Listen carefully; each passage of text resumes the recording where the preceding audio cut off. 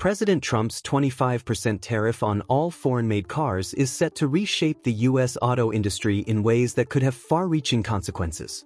While the goal is to strengthen American car manufacturing, the reality is more complicated. This policy doesn't just affect foreign automakers, it disrupts the entire supply chain, American car companies, workers, and consumers. Let's break down what this means. The cost problem. Why U.S. automakers aren't celebrating. At first glance, it might seem like this tariff would help companies like Ford, General Motors, and Tesla by making foreign-made cars more expensive. In theory, this should push more Americans toward buying domestically produced vehicles. But here's the catch. Most American-made cars aren't truly 100% American.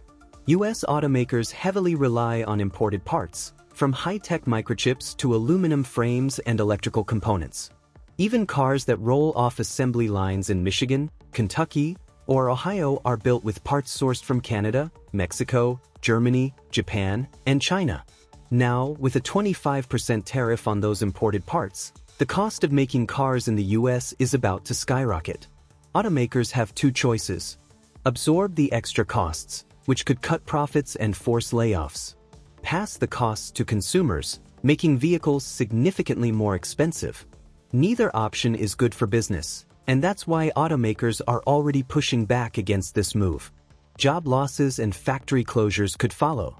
The U.S. auto industry employs nearly 10 million people, spanning assembly line workers, engineers, suppliers, logistics workers, and dealership employees.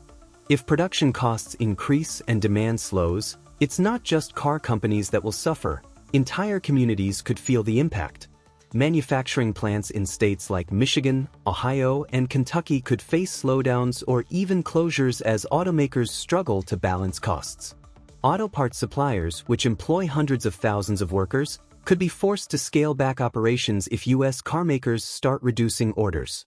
Dealerships across the country may experience declining sales as prices rise and fewer people can afford new cars. The auto industry is deeply interconnected. If one part of the system falters, the entire industry feels the ripple effect. Foreign automakers are reconsidering their U.S. investments. The U.S. has long been a major market for foreign car manufacturers, but this tariff could change their long-term strategy. Toyota and Honda, both of which have large U.S. manufacturing operations, are already reassessing whether they should expand or shift future production elsewhere. Luxury brands like BMW and Mercedes-Benz, which import many of their high-end models, could reduce their U.S. offerings or pass the tariff cost directly to consumers. Electric vehicle makers like Hyundai and Volkswagen, which have been increasing U.S. investments, may shift focus to Canada or Europe where trade policies are more stable. If foreign automakers start scaling back production in the U.S., that means fewer jobs, fewer investments, and less competition in the market. The supply chain disruption, a domino effect. The auto industry doesn't exist in a vacuum. It's a complex web of suppliers, logistics networks, and materials producers. A major policy shift like this shakes the entire system. Auto parts manufacturers could struggle with declining orders from car companies. Steel and aluminum suppliers, which initially seemed like winners in a tariff-heavy environment, could actually suffer if automakers cut production to control costs. Shipping and trucking companies that move auto parts and finished vehicles across borders may see a slowdown in business. Supply chains are built for efficiency. When costs suddenly spike, companies either find ways around them or cut production altogether, both of which can hurt U.S. industry. How this affects consumers.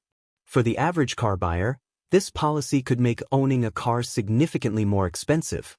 New car prices could increase by $5,000 to $10,000, depending on how much of the vehicle is imported. Leasing costs could rise, since financing companies adjust for higher vehicle prices. Used car prices may spike as more people turn to the second-hand market, increasing demand. This means that while the tariff is intended to help the industry, it could ultimately hurt the very consumers it's meant to protect. What happens next? The big question now is how automakers, foreign governments, and consumers will respond. Will U.S. car companies lobby for exemptions or negotiate for better terms? Will foreign automakers shift production away from the U.S., costing American jobs? Will this spark retaliation from trading partners, escalating into a broader trade war? With so many moving parts, this story is far from over. The U.S. auto industry is at a crossroads, and the decisions made in the coming months will shape its future. What do you think? Will this policy strengthen American manufacturing, or will it backfire? Let's discuss.